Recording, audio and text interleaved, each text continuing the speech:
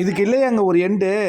எத்தனை முறைங்க new year resolution? ஐயோ சாட்டர்டேலேருந்து எடுத்துக்கிட்டே இருக்காங்களே நம்ம big boss contestants. New year ரெசல்யூஷனாக எடுக்கிறாங்க, நியூ இயர் ரெசல்யூஷனாக எடுக்கிறாங்க, முடியல. சரி, இப்போ அர்ச்சனா எடுத்துக்கிட்டு இருக்கிறாங்க. என்னென்னா அர்ச்சனா மட்டும் இல்லை, எல்லாருமே எடுக்க சொல்லிட்டார் பிக் பாஸ். இவங்க என்ன சொல்கிறாங்கன்னா, அவங்க அப்பா அம்மா தங்கச்சிக்கு வந்து பிறந்தநாள் இல்லைப்பா, புத்தாண்டு வாழ்த்துக்களை தெரிவிச்சிடுறாங்க. தெரிவித்த உடனே அவங்களுடைய தங்கை அக்ஷயா வந்து ஃபஸ்ட் ரேங்க் செகண்ட் ரேங்க் எடுத்திருக்காங்க போல இருக்குது எம்ஏல, பிஏல. இப்போ எம்ஏலேயே அது தொடரணும் அப்படிங்கிற மாதிரி ஒரு வாழ்த்துக்களை தெரிவிக்கிறாங்க. இன்னொரு விஷயம் என்னென்னா, நேத்தி வந்து கிட்டத்தட்ட ஒரு 1.5 மணி நேரம் டான்ஸ் ஆடினாங்கல்ல, முடியலையா இப்போ?